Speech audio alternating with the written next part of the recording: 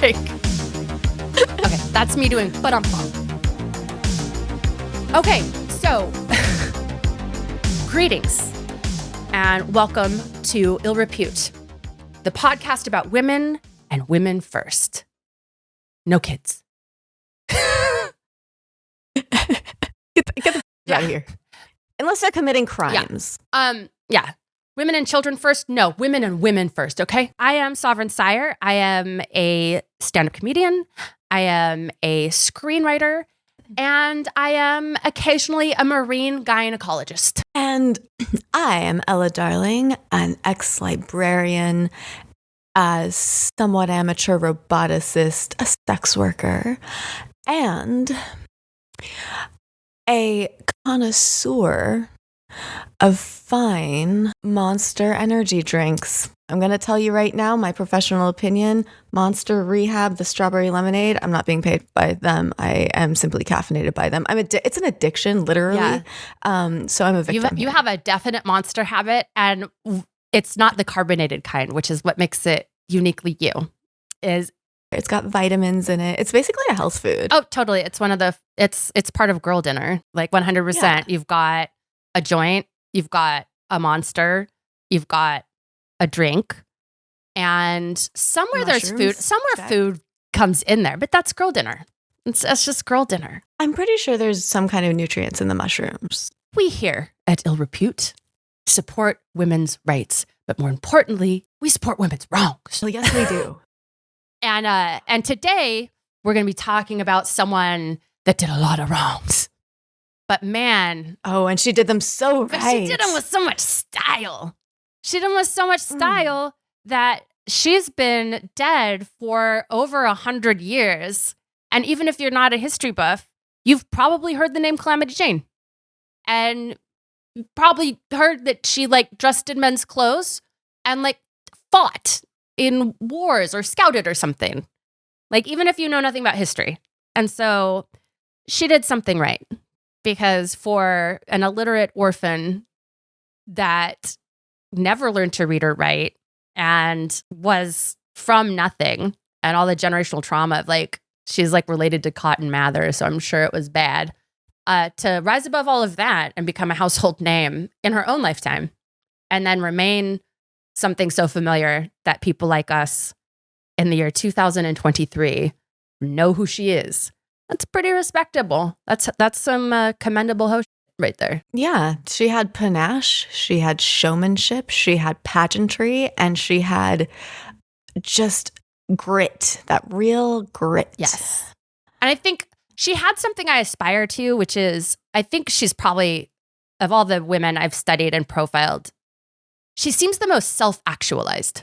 You mentioned that when we first started talking about her, and I've really ruminated on that a lot. She was really just satisfied with what she was doing, and if she wasn't, she changed it. She fixed it. And if you stood in her way, no, you didn't. Yeah. And it's her ambition was what she had, which was just freedom. She just wanted to be able to do whatever she felt like doing on whatever day she felt like doing it.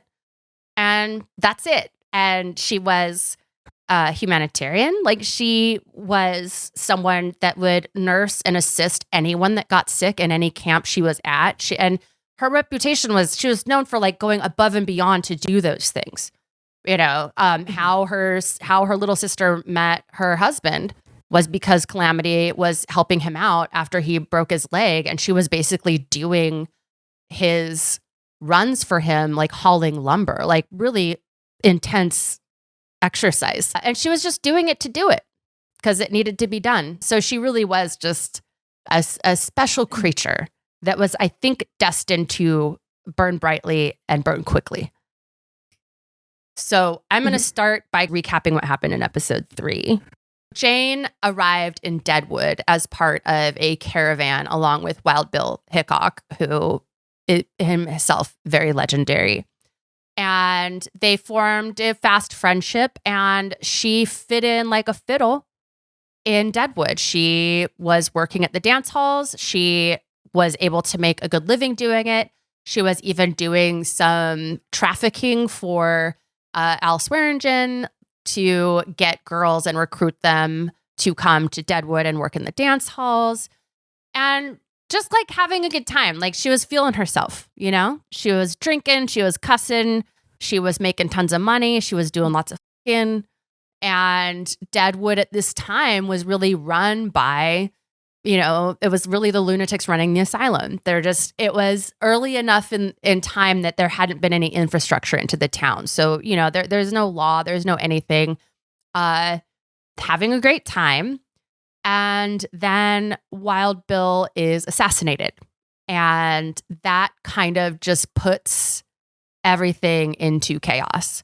But it was kind of already in chaos because their presence in Deadwood, the presence of settlers, the Battle of Little Bighorn, like this had created a very tense environment between the native population and the settler population. And so there was kind of an explosion of sort of vigilante violence, a lot of brutality, people getting beheaded, scalpings, you know, like all of it. Just it kind of just erupted everywhere. And it was kind of, so Deadwood kind of became this weird outpost where like it was dangerous to be there, but it was also dangerous to leave there. So like, imagine this town full of outlaws, and then it's kind of surrounded by a forbidden zone where like a no man's land where at any moment you could be ambushed by, you know, Lakota or Sioux warriors and done in. So people were kind of like in a holding pattern. Now, her and Bill were never romantically linked, but they were friends and they had some kind of a mentor relationship because he gave her like a ring that was like a serpent. And she kept it until like the day she died. And towards the end of her life, she got rolled by a trick and he took the ring and she went and like got the sheriff involved and they found that lickety split. There was no fucking around with that.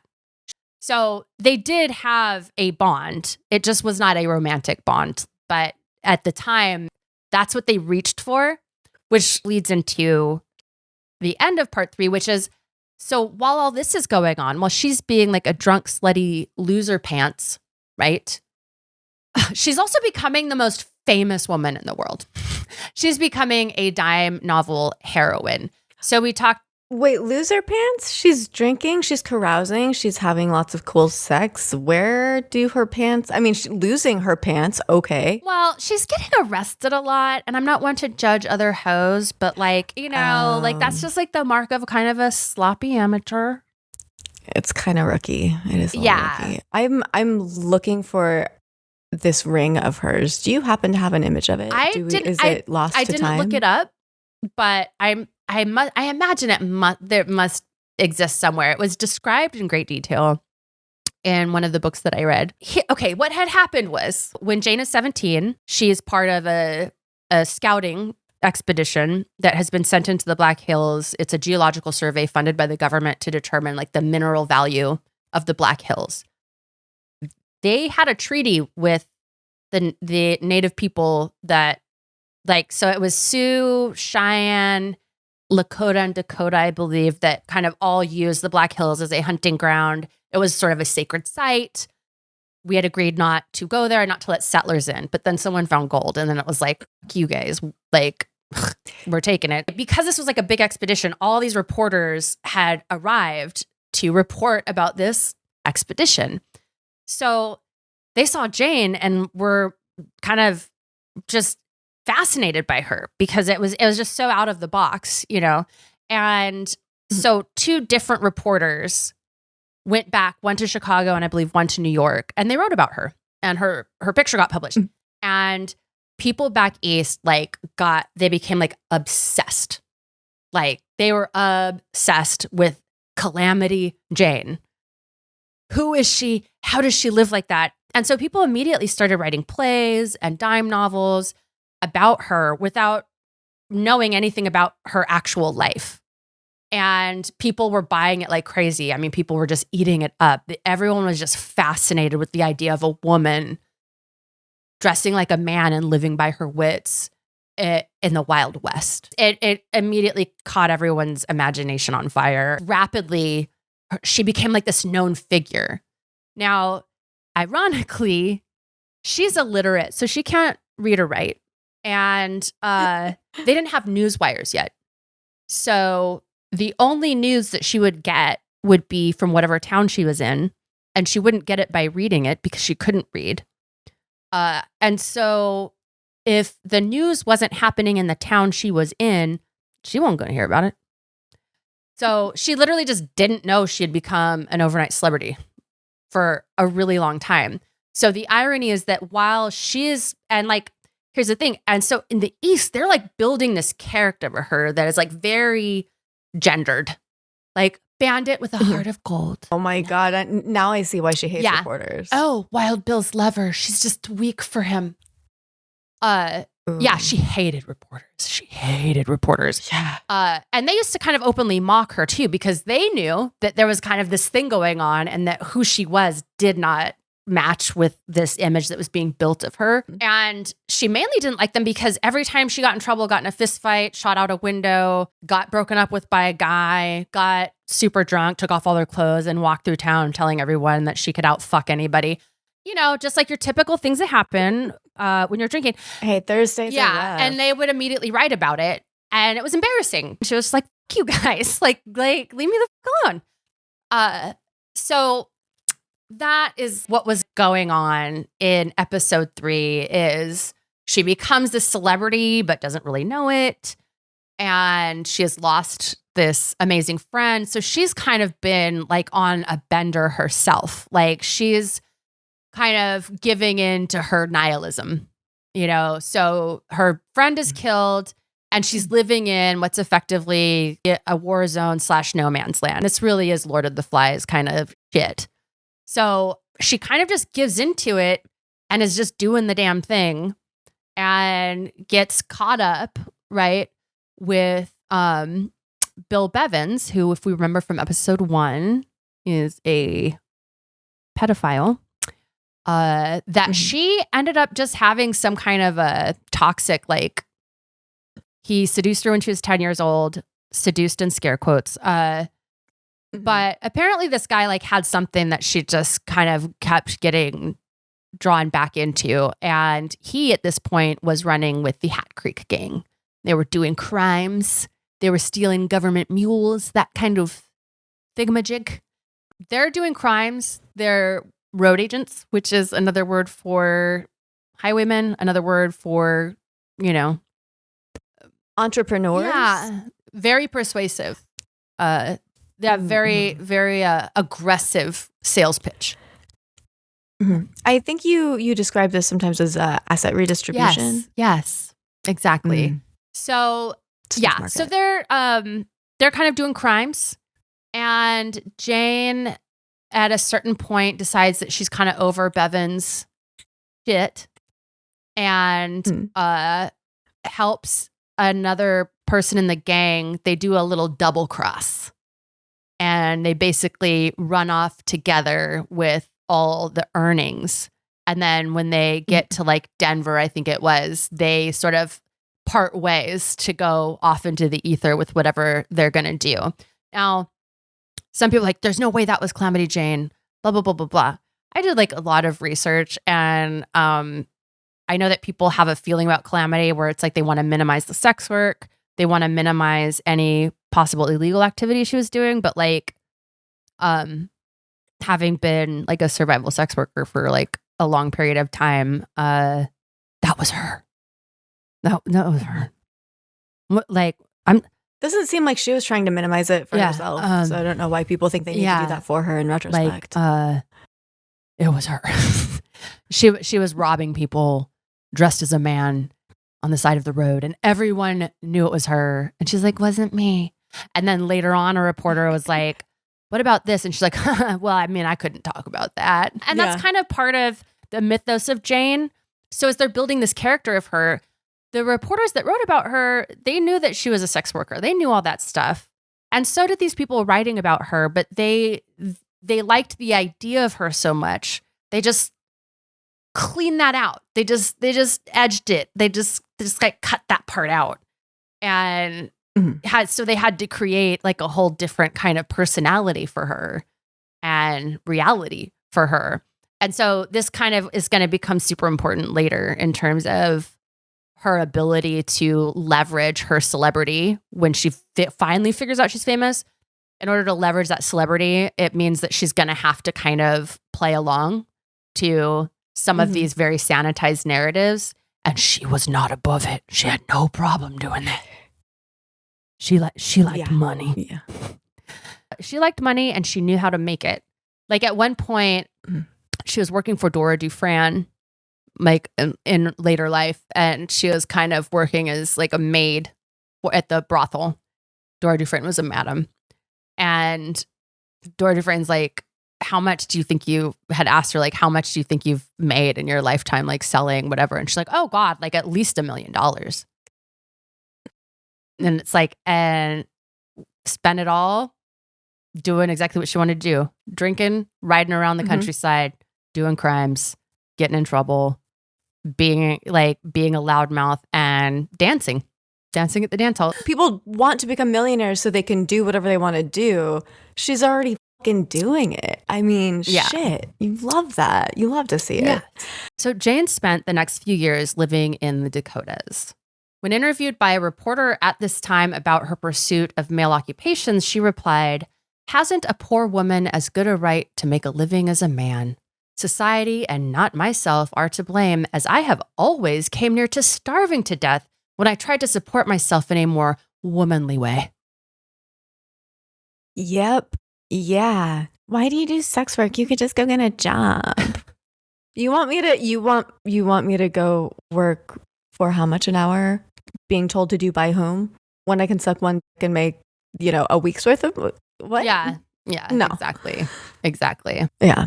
At this time, she married a member of the Hat Creek gang named George Cosgrove before moving on to marry a man named Frank Lacey. She got married a lot. Married in the Old West was usually just vernacular for hooking up.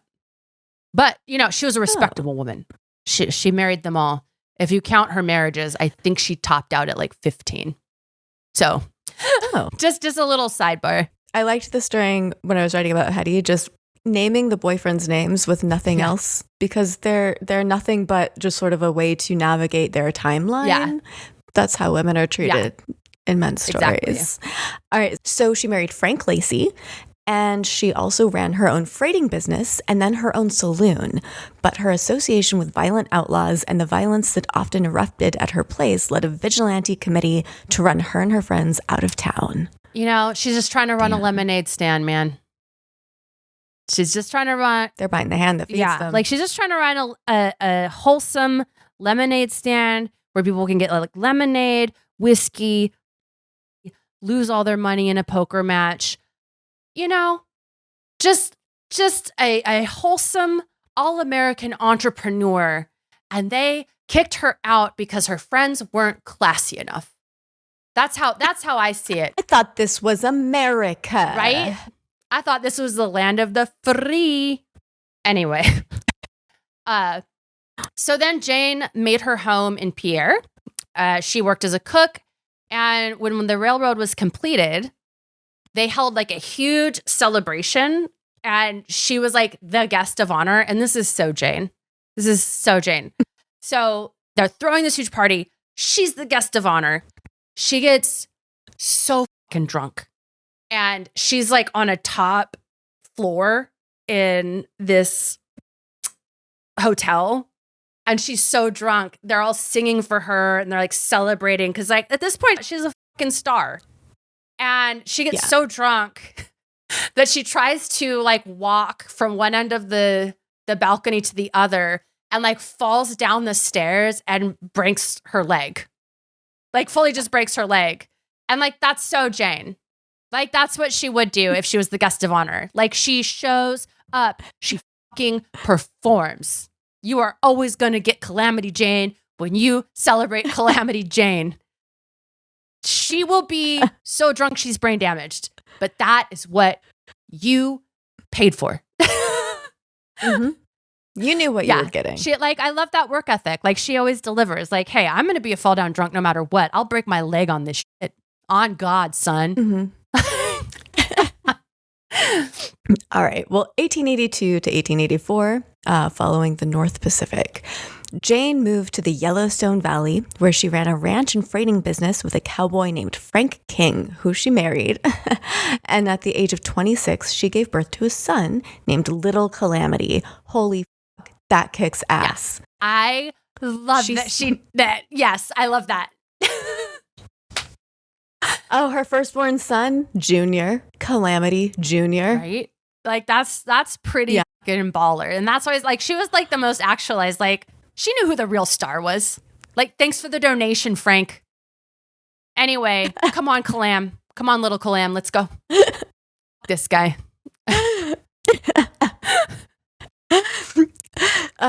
She seemed to be turning over a new leaf. However, her child died in infancy and she left her husband.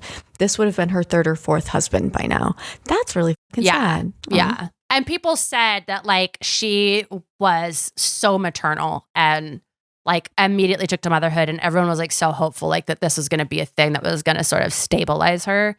And when that child passed away, she kind of went on a bender of all benders, which like we're going to talk about. I mean, like she really was like, fuck it. She was just like, well, like I tried to do the right thing and look what happened. Like I tried to be respectable. Here we are. So she followed the North Pacific Railroad as it was built out. So, I mean, that was kind of common. Boomtowns were created as the railroads were built out. They were sort of a hub where whoever was working on building out the railroad would settle. They would have, a cultural center for a little while until they inevitably had to move down the line because they continued to build. Yeah, Is that accurate? yeah. And the most, I think the most lucrative customers were the men working on the railroads, right? So, and boomtowns also, like whenever there was a gold strike or a silver strike and then word got out, that town would suddenly erupt with a population. It would have a full infrastructure, a full cultural center, like all the things, and until those fields dried up. And then it would be like on to the next one. And that's what ghost towns are, right? Is they're boom towns that when everyone left, like no one stayed. And then a lot of other towns are where the people that stayed were the farmers and settlers that had come out. And so that's where you get like towns like Lodi and, Eureka and places like that. So she followed the North Pacific Railroad as it was built out, first running a hurdy-gurdy house in Livingston and then working as a woodcutter and cook and following the rails when she could afford it. She even made it to Spokane, Washington, where she ran a popular faro game. But she always returned to Yellowstone Valley. And that is the place most associated with her. Like that. She got around a lot. Dora Dufran said of her, there was something about her. She could be sober for about 6 weeks. And she said, there was something about her that just could not stay in one place. Like she just needed to go. And that you'd always know because at night, the coyotes would howl. And Dora Dufran said that Calamity would hear that and she would like howl back. And then like they'd see her like, because she'd be in town wearing dresses and shit, working in the dance halls or working as a maid or a cook or whatever. She'd start howling back. And then within a day or two, she'd be in that buckskin suit dressed like a dude. And then she was out. And who knows where the fuck she was going or when she was going to come back. But whenever she came back, she always had a place. So, again, something about her that like I really just like, oh, like I love that about her. It's just really cool. What is a faro It's a game? type of, it's gambling. Something kind of like gin rummy or poker. It's just like another form of 3-card Monty, but just like a different version of it. She was still up to her antics, and she famously got into a boxing match with Madame Bulldog, the owner of the Bucket of Blood Saloon. What a character. So I did like a TikTok about this, but like this is probably one of the most famous fights in the Old West, and it was between two women, and it was a boxing match. So Madame Bulldog was very similar to Jane in the sense that she was very strong, very independent, hair trigger temper, kind of annoying to everyone around her. But so she ran a brothel, and she was the madam, and she had been in another city and was married. The jury's out on why she was called Madame Bulldog. Apparently, she was like 300 pounds and had like a big lower jaw and then also had bulldogs that kind of guarded her ranch, and that she would walk around town with these bulldogs. Everyone knew her as like Madam Bulldog. She left her husband and ended up with like a younger man. And her husband got really upset and had her arrested for bigamy, even though they were divorced.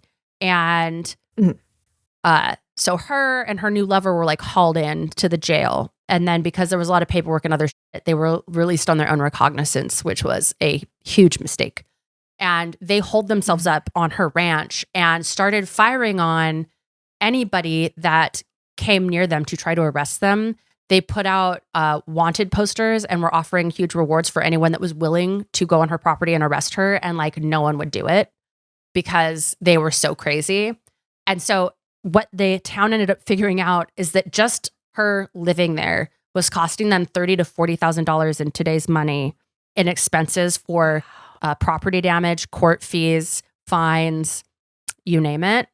So they were like, we'll square up if you just like leave town. So she left town and she moved to another city, right, where she opened this brothel saloon called the Bucket of Blood, probably one of the most famous saloons to have ever existed. If I'm saying Bucket of Blood and there's some part of you going like, oh, like that, I've heard that before. That's what that's from. Okay. So Madam Bulldog is like her own bouncer, her own this, her own that. And as obnoxious as she is, she like can't stand other women that are obnoxious. And that's when Jane rolls into town. And Jane goes into the bar and is like cussing, drinking, having a good time, braying like a mule, dancing with all the guys, buying around, smoking cigars. And Madam Bulldog's, you got to go.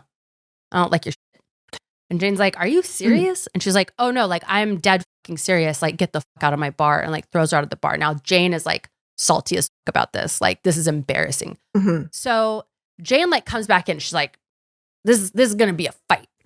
Well, so Madam Bulldog had a bartender, this guy named Mike Rickard, and his son would go on to be a very famous boxing promoter, like in the 40s and 50s.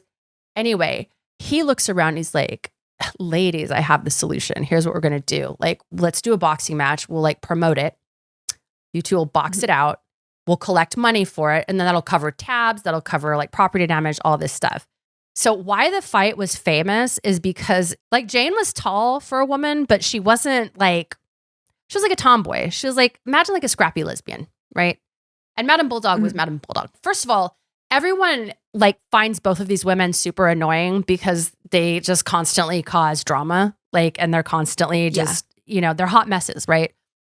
So everyone is like paying in to this ante because they just want to see either one of these women get punched in the face. Like that, they're just down to see either one of these annoying hoes just get like laid down, like real soft, but like it's like Zuck and Elon. Yeah. So the fight starts, and what's famous about it is how quickly it ends. So here's the reason Jane agreed. Jane was drunk. If Jane had not been drunk, she would not have agreed. Madam Bulldog literally just like picks her up, lifts her over her head, and throws her literally like across the square. And Jane's like knocked out. Like she's out. But this fight became famous because it was such a spectacular and like weird sight. Like apparently Jane just like got back up and was like, well, goddamn, okay, I guess I'll leave. Like, and that was what Jane was famous for. It's like she could, like she would go through some like crazy and then she would just like turn around and be like, well, damn, if you wanted me to leave, you should have just said something. And then just would walk off into the sunset. Like, and her ego doesn't take a hit either. Just like, oh. Dora Dufran used to say of her, she was not immoral, she was amoral. She was born feral. All of her sense of right and wrong was like native. She never got a moral education. She didn't understand manners. Like she didn't understand any of those things. But she was a good person, but like kind of just on her own moral compass, essentially. So now we're in Wyoming. It's 1884 to 1894. For the next 10 years, Jane bummed around Wyoming, surviving by working as a cook, a driver, and of course, a sex worker. Along the way, she picked up Bill Steers, a railway brakeman 9 years her junior, and married him. Well, that's a little young, but I mean, a little old for me. But the age gap just doesn't quite do it for me. This would be husband number 5 or 6, and they stayed together for 3 years that were volatile and violent, which they probably would have been with or without him. Yes. But this relationship was definitely unique and special for her. So like, it was kind of like, I just can't quit you. So, which, hey, you know, as someone whose people come from Eastern Tennessee, yeah. You got to have at least one of those. I mean, it's like our version of Romeo and Juliet. He only beats me when I'm bad, and he just makes me want to be so bad. So Bill Steers could drink and fight as hard as Calamity, which was a rarity. And she ended up taking him to court when he tried to stab her before beating her with a rock during one fight. The judge ordered him to spend the night in jail. He left town the next day, but returned to collect Calamity because he didn't want to live without her. Calamity took off with him, despite friends trying to stop her. And have we not all been there? We are destiny. We are destined for each other. We've all had that friend. We've all had that friend. Oh my God. You see me through one relationship that was emotionally about here. And I could not quit that motherfucker for the life of me. He was a Libra, okay? And I was defenseless against that kind of Mercury retrograde into Uranus, you know? Oh man, and it was the absolutely nothing about him that kept you around. I can tell. You know, it really was. It really was. If I had been asking for nothing, he wouldn't have had it to give. The table was empty after he said it. Yes, exactly. A few weeks later, she took him to court again, this time for beating her over the head with a wrench. He left town before he could be arrested. Jane got drunk in the local bar, and when she was kicked out, she got so angry she threw rocks through the window. The law caught Steers and brought him back to serve a month in jail. This time, Jane left him and spent several months on her own, but soon enough, Steers found her again, and they were back at each other's throats. And genitals, bet. The dick was probably bomb. I'm gonna go out on a limb. I'm gonna guess that Calamity's pussy had like the gravitational pull of a black hole, because we all know that crazy has been the most tenderized. It is the most pleasant. It's the filet mignon of fucking. I'm gonna guess because Calamity, like, she dressed like a dude. Like, if you just look at her face, you're like, okay, like whatever. But like those bitches be doing the most. And this is just like a hint for the ladies and the guys. So as a professional and as a charity, chicks that have like masculine energy, they back, and they back hard. They really do. Oh yeah. Like, get you an average. Whew, that's like, you know, people would be like, I don't understand his thing. Like, he's not even that hot. Like, an ugly man will work. He will work. He's on the clock. Like, you know who's shitty in bed? Hot people. Oh yeah. The only time I have had good sex with people who know that they are hot, it's because I'm the one having it with them, and I'm a professional at it. I'm a professional sex haver. And that's it. Well, like porn, those are hot people that really good. And yeah, we all have sex off camera. Like, we all have our favorite hookups, like our favorite scene partners, whatever, you know, but we've all also taken the collective hit of the stigma. So it's like, oh yeah, like I may be really hot, but like I'm a degenerate. And so like, it's still kind of like, there's still like a humbling kind of thing going on there. It's just not physical. It's like, it's social. But yeah, but like, other than that, like they really just tend to, okay, I'm going to be honest. Civilians in general are just bad at sex. They don't know how to, know how to clean their genitals. They don't know how to take care of their genitals, let alone how their genitals work. They have, or yours. They have tons of hangups around shame and like that, which is like, you know, I think probably the worst part of being a good person probably has to be the lame sex. Like, the thing I love about being a bad person is like, I don't give a shit. Like, who's going to shame me? Like, she's this, she's that. Yeah, I 100%. Like, yep. I'm totally those things. Yeah. You want to or not? Like, what are we doing? Like, am I arrogant? Of course I am. Do you want to or not? Like, what are we doing? Like, you're a bad person. Yeah. Okay. That seems irrelevant to the topic. Like, I don't have hangups or shame or guilt about stuff because I've just accepted that like I'm fucking a piece of garbage.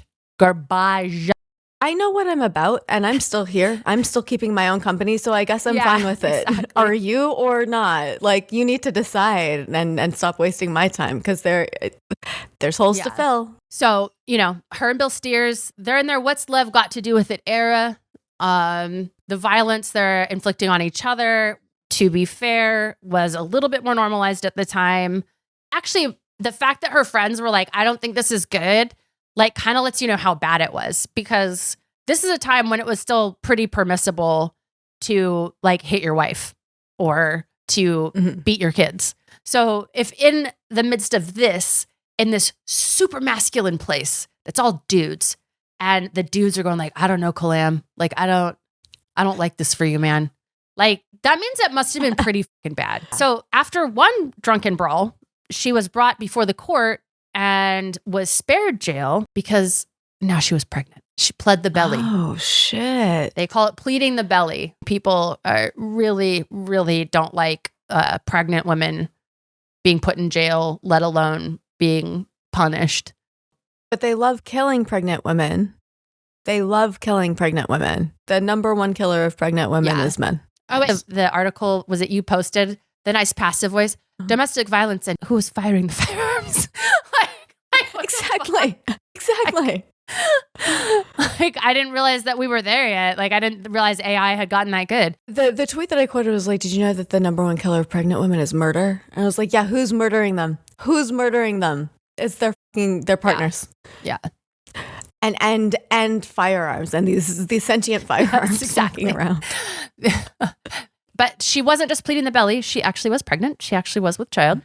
Okay. On October 28th, 1887, she gave birth to a daughter she named Jessie. So people have been naming their feisty daughters after Jesse James since Jesse James onto the Jesse James world existence.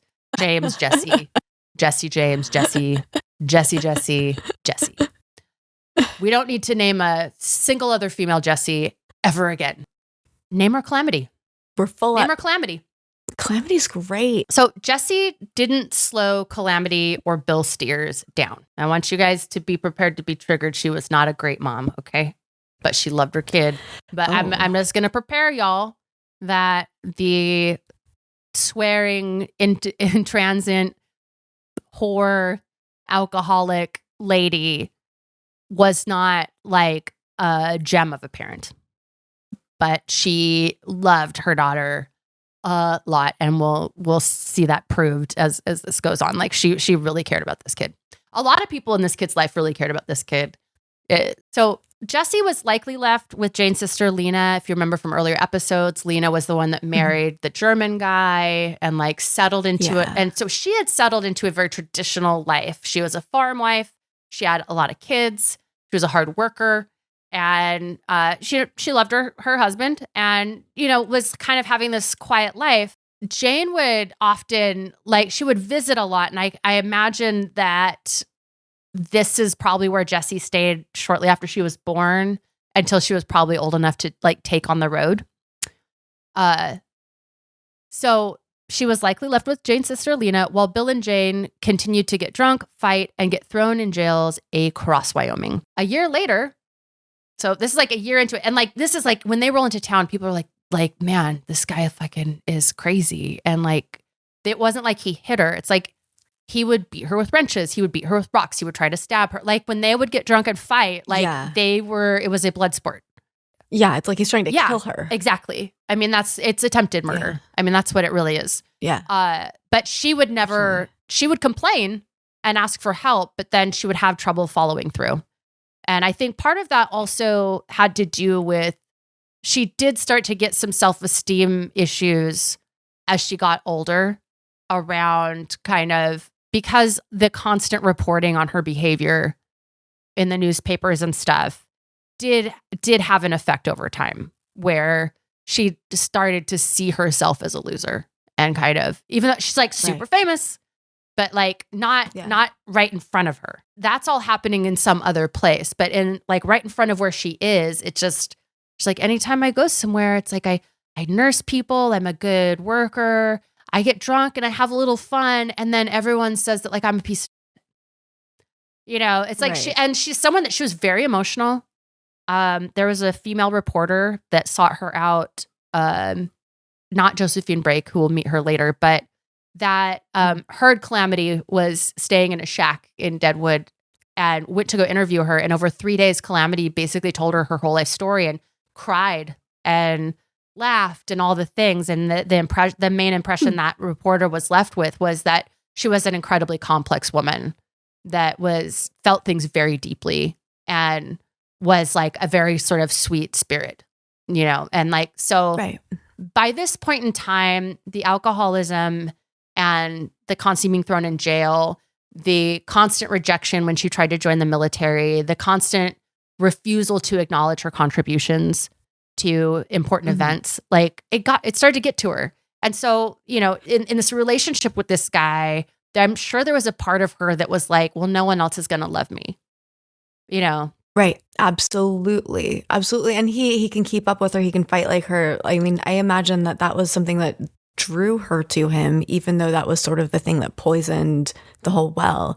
But also at this time, I mean, she's postpartum. I don't know what she was experiencing, but that's a tough time in general. Even if you're sort of offloading your kid on your sister so you can continue this wild lifestyle, that's a huge part of what's going on in her brain right now. So they're going on like that. And a year later, she took him to Pocatello, Idaho, and they got legally married, which she did so that Jesse would be legitimate.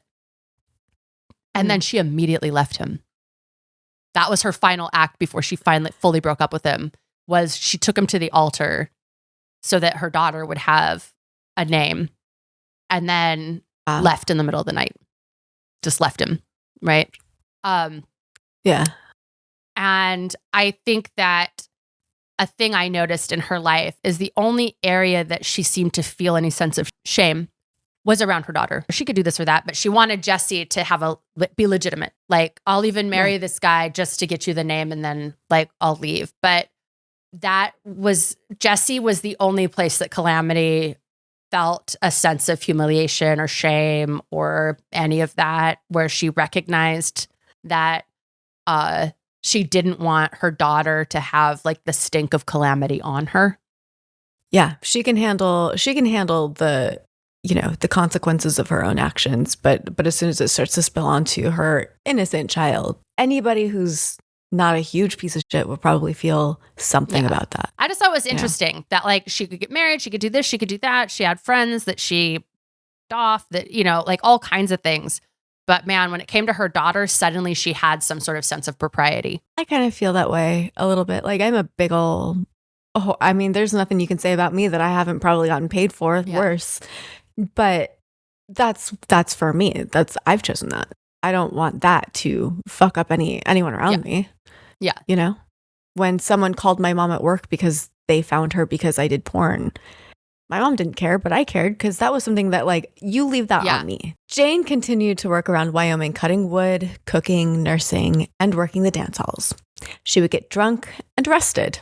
She would visit her sister, Lena, frequently, probably to see Jessie, her daughter, but she did have a habit of getting drunk and then getting naked and running through the streets. So Lena's husband didn't really want Jane around, which meant that she had to sneak in to visit her sister and her daughter.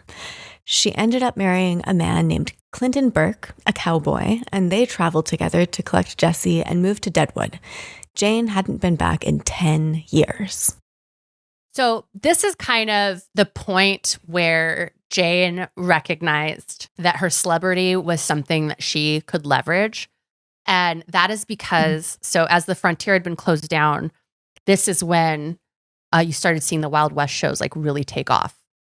Because the frontier was already kind of over, right? Like there was no more frontier. Like everything had been colonized and settled out. There was nothing, frontier was closed. A lot of times they'd be like traveling, touring kind of outfits, like kind of like the circus. But instead of the circus, it's like sham battles and combines and stunts, right? And people loved this because it was like a bygone era already. And she started to see that these things were like a thing. And she got this idea, like, man, I am working really hard. Like, I've kind of aged out of hooking, and I'm, being a mom and all the things. Maybe this is something I can like leverage for money. So that was kind of her reason for going back to Deadwood. It was like, let me go back to the place where like I was a celebrity, and let me see if I can stir up some interest in that. She's just tweeting her porn fans about her new podcast, seeing if she can garner any interest. Get any crossover. Well, yeah. And like, I mean, you just see that she was a survivor. And she's like, oh, yeah, the thing that I used to do for a job doesn't exist anymore. How can I make this work for me? She's keeping mental inventory of the resources she has, whether they're people, connections, a place to maybe plant her seeds and grow. She's very cognizant of those things. And so, I mean, she's a scout. And also, like, so for this 10 years, like, she was still drinking and being crazy, but she had definitely kind of slowed down. And because she had her daughter, was living fairly kind of under the radar. How old is she at this? Just about to turn 40.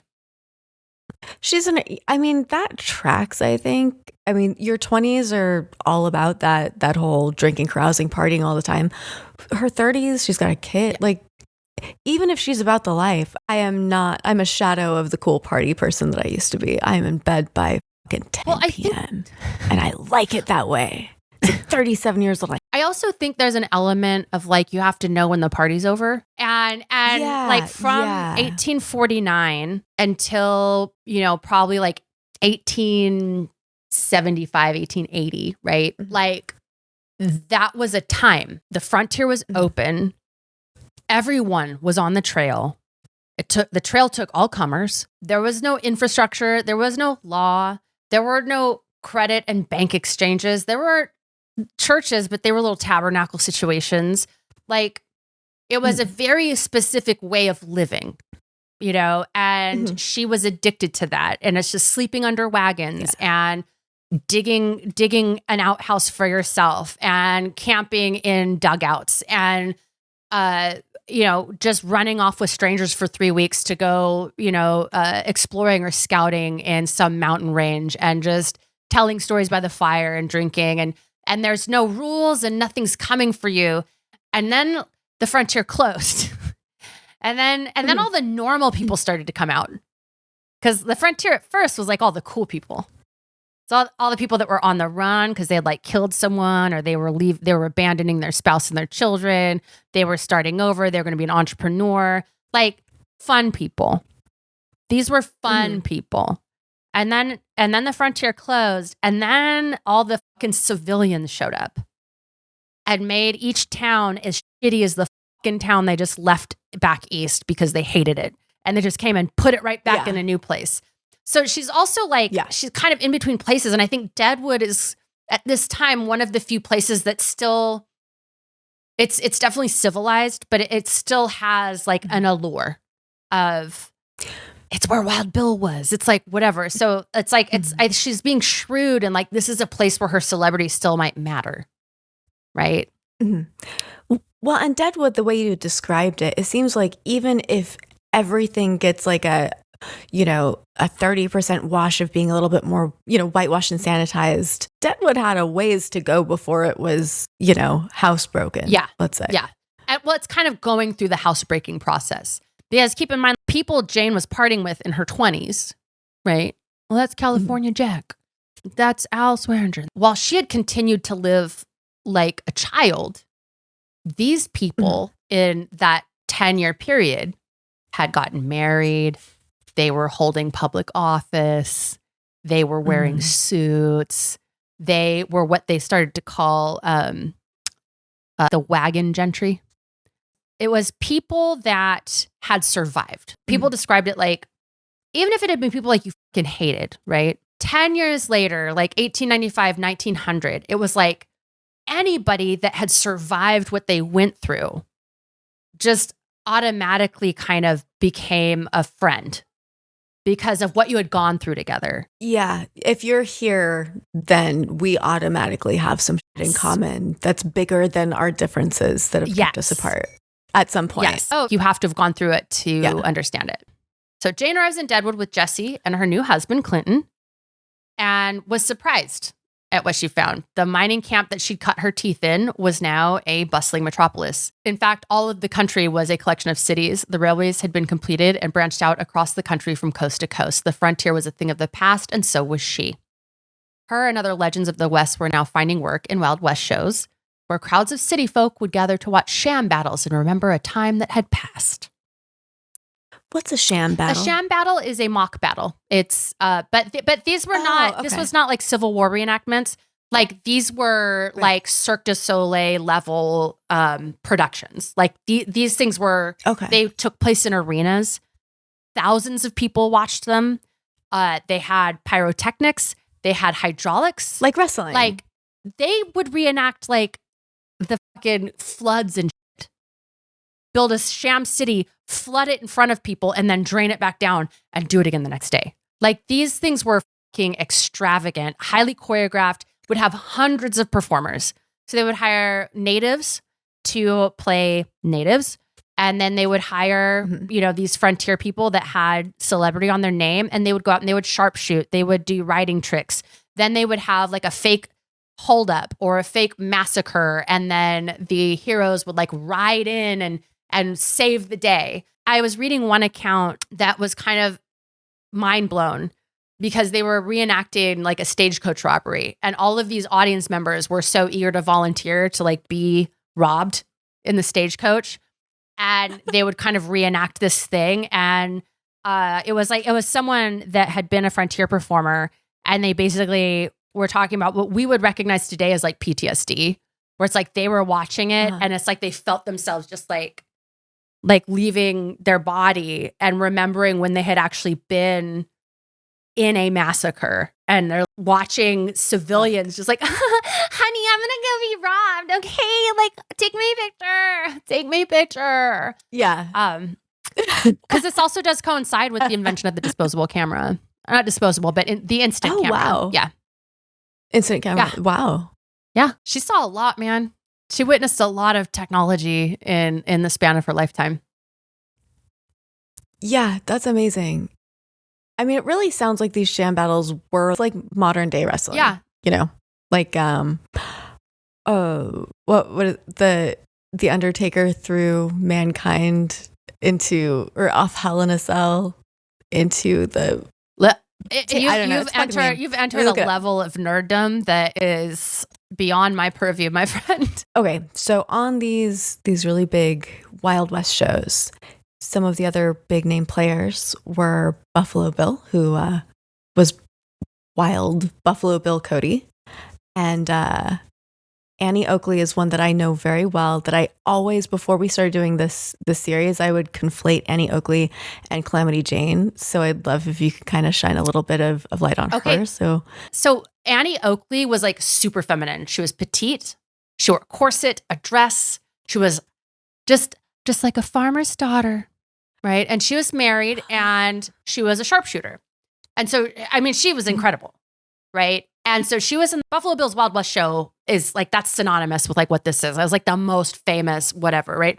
And he was really good at kind of picking people out and finding them, and they toured the world, and she was amazing, but she was kind of the epitome of feminine grace, right? Mm-hmm. Which was like antithetical to who Jane was. And Annie Oakley was like all over these Wild West shows. And Jane really wanted to be in one. And I think that there was a certain level of like kind of not jealousy, but Annie Oakley was sort of like Taylor Swift. She was super well known, girl next door, feminine ideal, and people kind of reacted to her in that same way. Whereas Jane was kind of the real deal. Like Jane wasn't a trick shooter. She could trick shoot, but she wasn't a trick shooter. She was a fucking monster. Right? Did they, and I might be getting ahead of myself with the script, but did they ever like hang out? I don't think so, but there is another sharpshooter woman that we'll talk about that was on the same show as Calamity Jane eventually. And that is, she's a very interesting side character. And she had a huge rivalry with Annie Oakley, like huge. Ooh. And it kind of tanked her career because she didn't know when to fucking... When to stop coming after America's she didn't know when to Yeah. I mean, she was more talented than Annie, but like she didn't learn the lesson that, I mean, is the first lesson you learn in Hollywood, which is like talent. Everybody's talented. That has all to do with it. That's the baseline, boo. Like, you know. Yeah. Where's the public perception? Because they're the ones who are spending the money. They're the ones who are keeping their dollars, keep this fucking town running, keep the lights on that Hollywood sign. And so Annie Oakley, all these shows would have native players, but Wild Bill, he had Sitting Bull, like, I mean, who was like already like such an iconic thing. And as a side, tell us who Sitting Bull is. So Sitting Bull, it's really, really cool. Essentially, he united the Lakota people in their resistance against encroachment and was the one that basically led the Battle of Little Bighorn, which they won and killed Custer. So that was, and he was a leader. He was kind of like a shaman. Like he would have dreams and visions. He was kind of like Bob Marley, if that makes sense. Like he was sort of a philosopher and like a warrior, and his words to this day to Native people, like he's still a very important figure and very beloved as kind of both a warrior and kind of like a spiritual person. And just, you know, like he was one of the last Native leaders to really put up a fight. So he was in the Wild Bill show. He was booked on for a couple engagements. And so he was going to Chicago and New York, and he's like seeing these huge cities. And he saw homeless people. And he was like, I don't understand how you can call yourself a good chief and like have anybody in your tribe going hungry. And he kept giving away all his money to homeless people and eventually left the show because it was too hard for him to see the suffering like in cities, like just, you know, and at this time just overrun with disease. What did he do in the show? What was his performance? His performance would just be telling stories. And okay, so here's the coolest thing. Cool. Here's like the coolest thing about Sitting Bull and how he got the name Sitting Bull. So, lots of stuff going on in the Black Hills, lots of tensions, right? This before the Battle at Little Bighorn. So there is this train being built out, and there's these guards, like army detail, that is protecting the workers, right? Because they're going through hostile territory.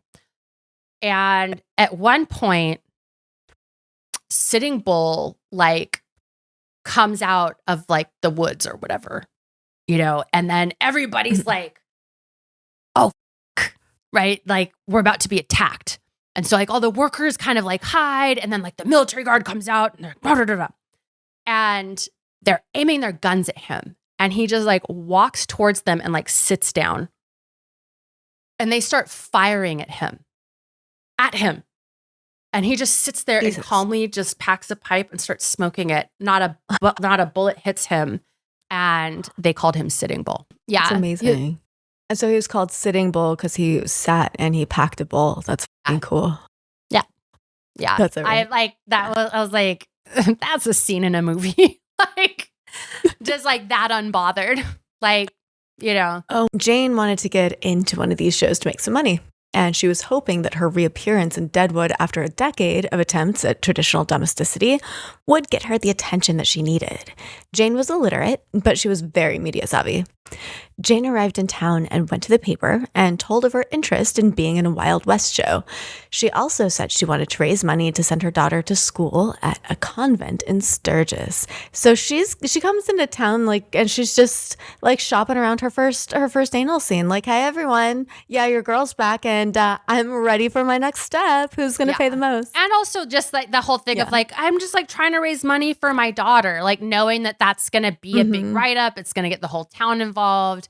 And people are going to talk about it because it's going to be a big party, right? And she rolls in trying to reclaim her reputation with a GoFundMe. Yeah.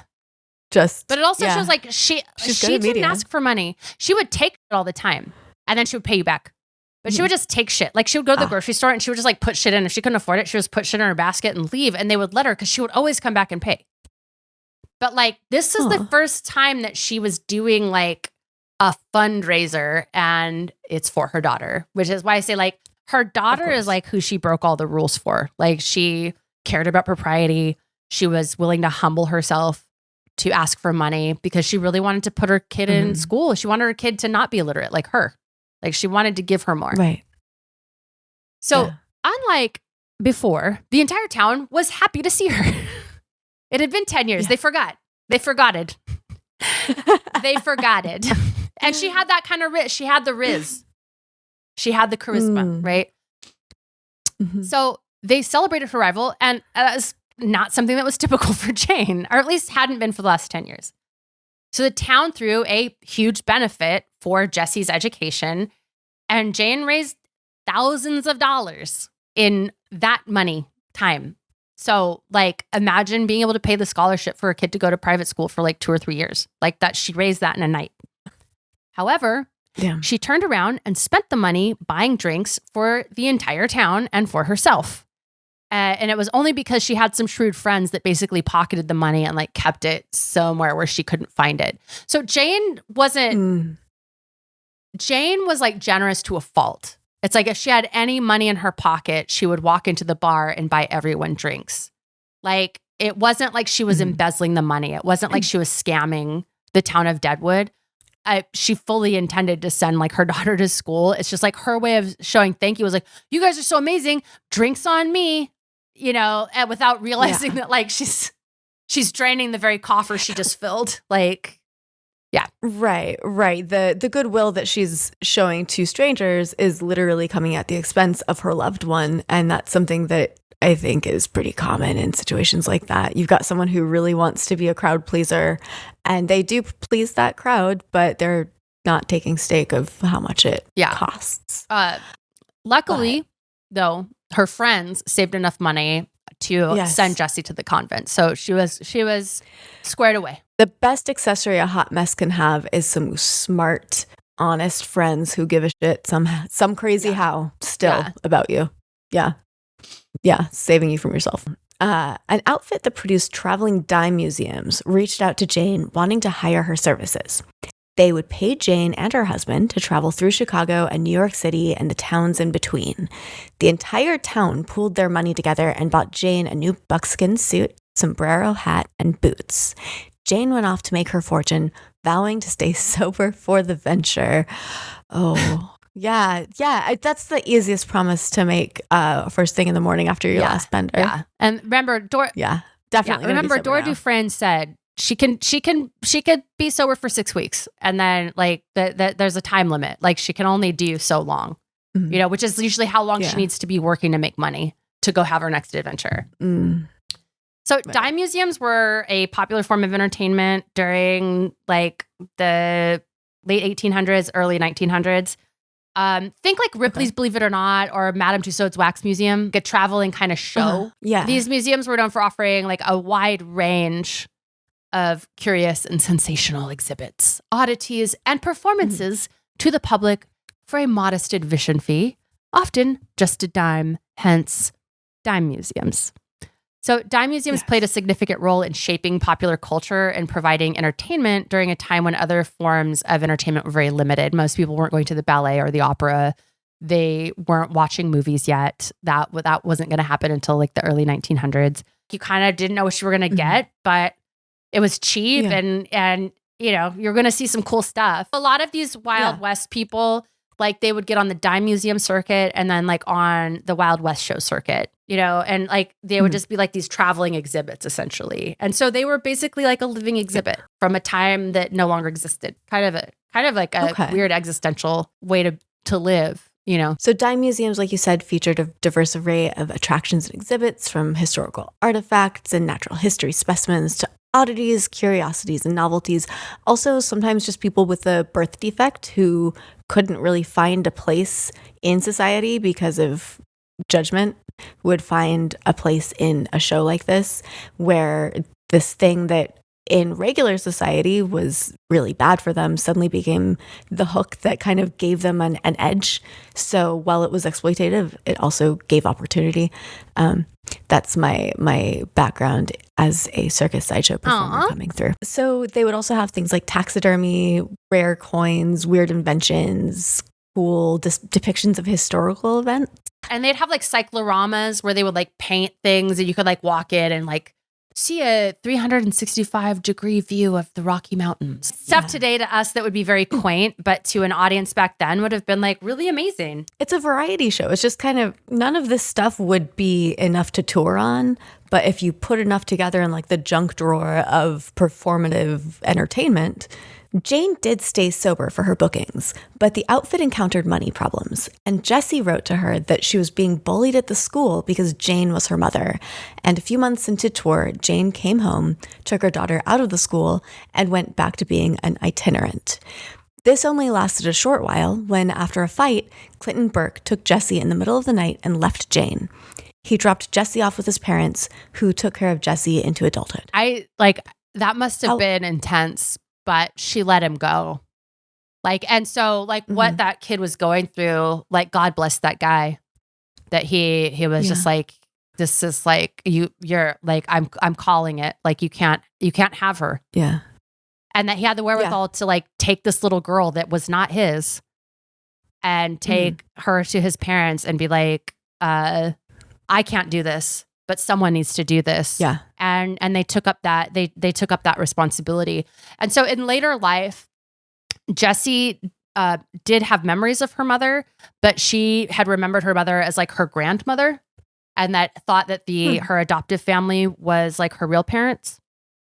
So when she was an adult, she ended up writing to like a historical society or someone that had done a profile on Jane, saying that she was trying to find her grandmother, that Calamity Jane was her grandmother. Mm-hmm. And once she got in contact with the right people, it's like they figured out that no, like that was your mom.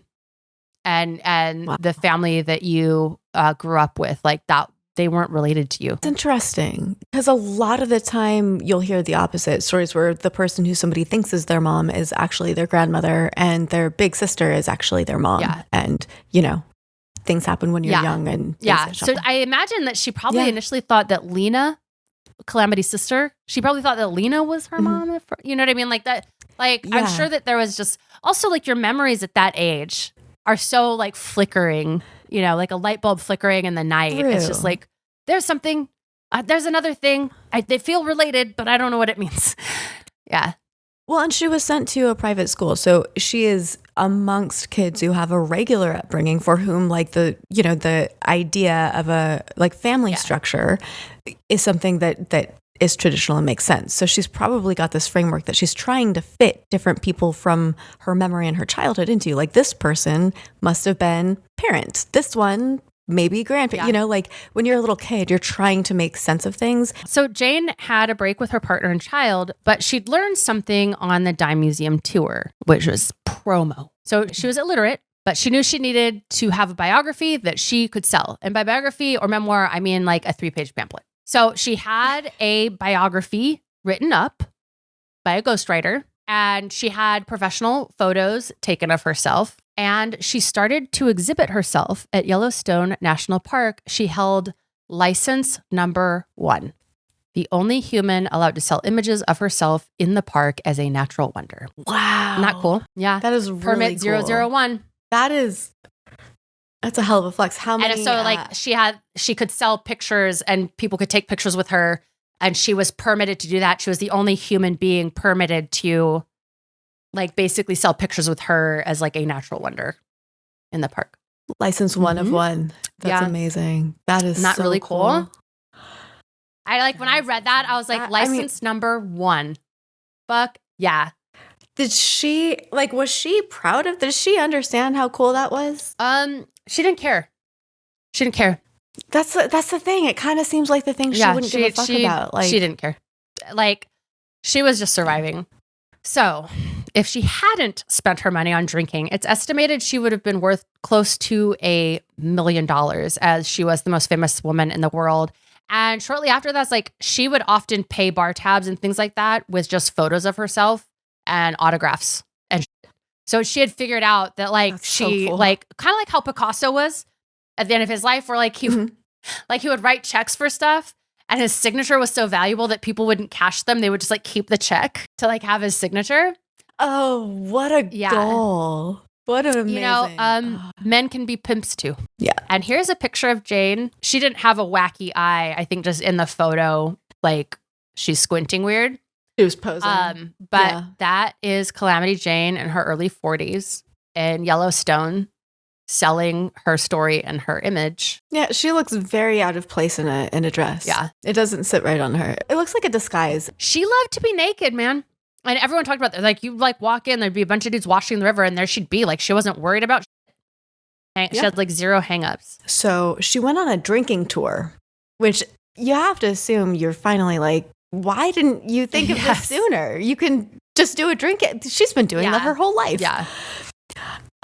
Getting kicked out of town after town and growing increasingly sick until at last she ended up passing out on a train and being taken to the nearest poorhouse.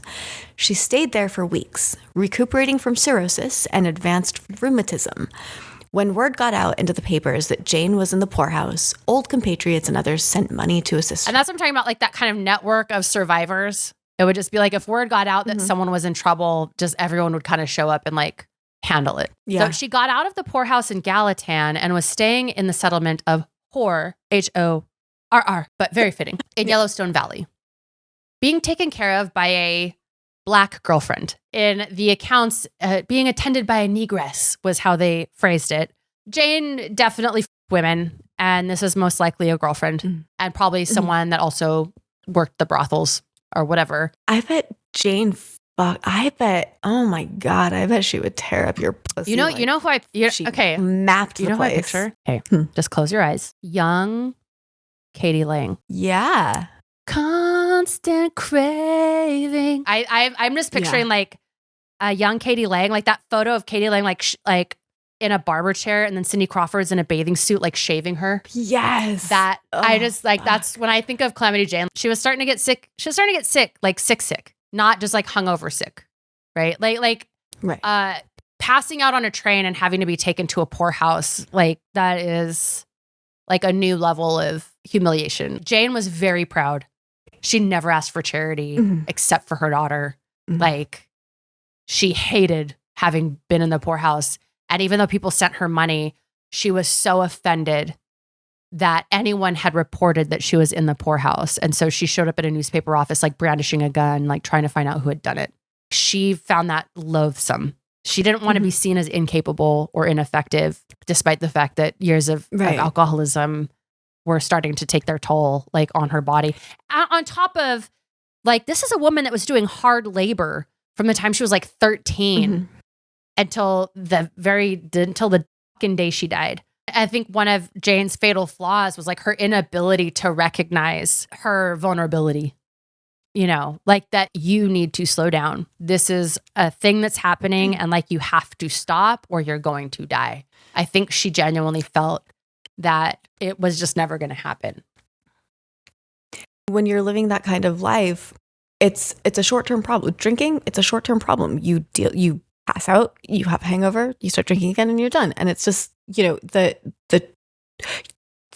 long-term effects stack up and hit you so quickly. And on top of that, being a sex worker in that time, I mean, hepatitis might be a thing. Your liver is taking a hit, and it's not just the drinking. There's a lot that your liver is doing. But to constantly stress it like that over so much time, you don't. She didn't think drink about beer. it. Like, I need to add, she did not drink beer. She hated beer. She was drinking fucking rot gut every night. And before, like, her friends would say, like, before they put her down at night, they would have to make sure she had a full bottle of whiskey she could cradle, because she would wake up in the middle of the night and drink it. It wasn't like, oh, she's like drinking a lot of beer. Like, she was drinking fucking rot gut. Like homemade fucking moonshine. She probably would have died if she stopped. Like, yeah. I mean, shit was intense. And I think that people were like, oh, sure, drinking. And I was like, I think what happened was she started going through withdrawals on the train because she couldn't afford alcohol. Yeah, and that will kill you. Also, that wasn't something she would ever even try to change, because it was just one of the things she did. Like, she's not going to stop drinking or drink less any more than she's going to fight less. Like, off. Yeah. You know? Like Jane is someone that, as I was writing the script and researching her, like, I just really fell in love with her. Not her persona, but I fell in love with like her, because I related to the amoral part. I related to the feeling of abandonment by parents and feeling that you raise yourself. Like, that was definitely something that I went through. And the kind of defiance of her existence. Like, I know you think this is fucked up. I don't care. Fuck you. Right? Yeah. Like I related to that kind of fuck you, that like her whole life just, it seems to be like a footnote. Like, footnote 1A, go fuck yourself. If she had to live her life under the weight of propriety that other people did, she wouldn't have a life to live. So at some point, it's like, well, what do you want me to do? Just sit down and give up, or readjust and fucking live how I'm going to? And it doesn't have to be the way that you want to, because you're fucking boring. I would kill myself. Well, and I think that's the thing, is like, for me, the purpose of this episode is like, this is what happens when people are oppressed. Like, when you take away a group of people's ability to express themselves as they authentically are, then what choice do they have? So Jane wanted to live her life a certain way. She wanted to live her life as a man. She didn't want to be a man. She was not trans. She did not think she was a man. She did not desire to be a man. And she said that very explicitly many times. She would say, I'm no problem with being a woman, like, whatsoever. But it's not safe to be a woman and do what I want to do. So I got to be a man. That's what I got to do. Yeah. And I think that, you know, the alcoholism, the chaotic interpersonal relationships, like, all of it were a reflection, right, of what happens when someone is oppressed and they're not able to express their authentic self without facing a ton of stigma in return. And like, what are you going to do to deal with that stigma? And that's why I say, like at first she was like super defiant, but you can see as she got older, like, the stigma did get to her, you know, like, it did get to her. And I think I can only imagine, like, when she got the letter from her daughter at this fancy ass school that she's got her daughter into, and her daughter saying, Mom, take me home. They're throwing rocks at me and spitting on me because I'm your daughter and because you're a whore. Yeah. Right. And like, that must have been devastating for her. Well, the way that she cared for her daughter, the way that she wanted more for her daughter, like, she probably, and projecting, maybe took scope of where she was at and choices she had made and the life that she's, you know, where she's living, and in her head decided, you know, I kind of cut my losses on myself. Like, this shit already happened to me, and like, that's never, like, we're never going back from that. But this small child has a fresh start, and I am going to keep this small child from experiencing the things that put me in the headspace where I was like, well, get in for a penny, in for a pound. Let's not have her in for a penny so she doesn't end up going in for a pound. Well, I think too, like, the love of the husband taking the child and her not trying to stop him. That abandonment was an act of love. It was an act of submission. It was an act of surrender. And like, and I can't do it. As much as I love her, I can't stop what I've started. Yeah. Like, it's just, it's that is an act of love, for sure. So she's in the poorhouse. She gets out of the poorhouse. She goes to her girlfriend's place. They felt it was very significant that her girlfriend was Black. Okay. And things for her changed when word of her being in the poorhouse reached like a very unlikely set of eyes, which was a newspaper woman and socialite named Josephine Brake, summering in Buffalo, New York, in preparation for the Pan American Exposition. She's the kind of person for whom summer is a Yes. verb. And she is going to change Jane's life. And that is where we're going to stop today. So come back next week, and will be the final concluding episode of our little series on Calamity Jane, where we are going to chart her kind of career-defining journey with Josephine Brake. It created quite a fucking stir, and I will say this: Jane went out with a fucking bang. Yes. Fuck yes. Okay, that we did it. We did it. We did it. Yes. Another episode. Okay, should we do some housekeeping? Okay, so we have an email. I've already said this. illreputepod@gmail.com. We would love to hear from you. Do you have episode suggestions? Do you have corrections? Do you just want to say hi? Do it. Live dangerously. What is that? Like, live sumptuously. Like, deliciously. Live deliciously. Live Moss. Yes. So you can follow us on Twitter or X. I just refuse. No. At Sovereign. No. Yeah. Follow us on Twitter. At Sovereign Syre, at Ella Darling. We're on Instagram at Sovereign_Syre, at illrepute. We are illrepute. And at Ella Darling 69. We're on TikTok at Ella Darling X, at Call Me Savi, and at illreputepod. We're on Facebook. Go find us. We have a page, Ill Repute, a podcast. Am I missing anything? We're on Blue Sky. Oh yeah. I forget do about too. Blue Sky. I almost never post there, but it's there. Wait. We're on YouTube. We're on YouTube. Take it away. We're on YouTube. We are attractive. People pay money to do things between them and God with our lovely visages, etc. And Josh edits it so it looks really cool. You can't see you don't get the cusses. That's for us. So if you watch the video on YouTube, it is censored because the algorithm does not like curse words or fun. I do want to take a moment to do some credits. So sources for today were the book Calamity Jane, The Woman and the Legend by James D. McLaird. I highly recommend. It is very dry. It is so fucking dry. But I recommend because there has not been anything even remotely close to accurate depicting Calamity Jane's life in books, film, or TV. And this book by McLaird, is so bone dry, but it's just facts, and it's awesome. He sadly passed away. I was going to try to get him on the show, but he sadly passed away.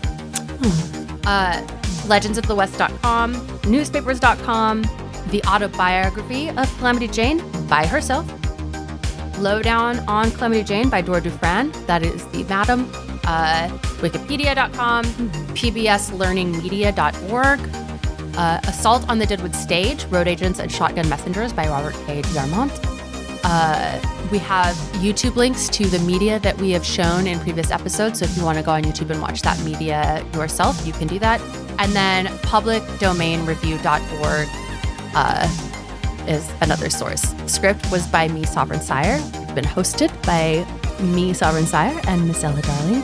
Produced by Joshua Anderson.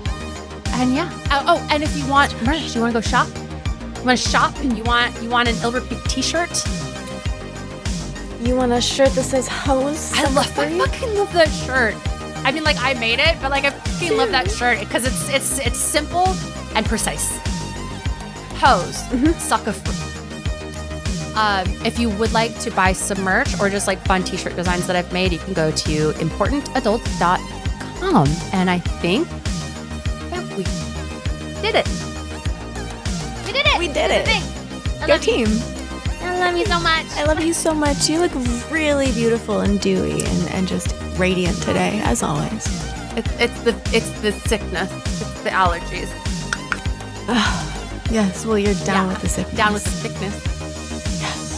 Ooh, baby girl.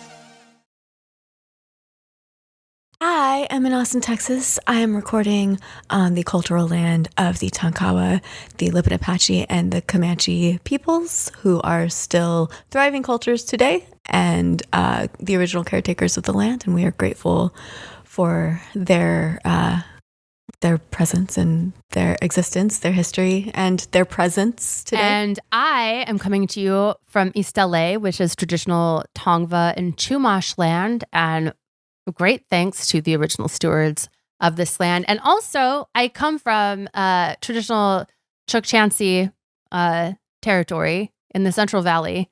Thank you guys for that, for raising me, and for providing that. Don't blame them. But I wanted to give a shout out. Like, also, shout out to my Central California roots.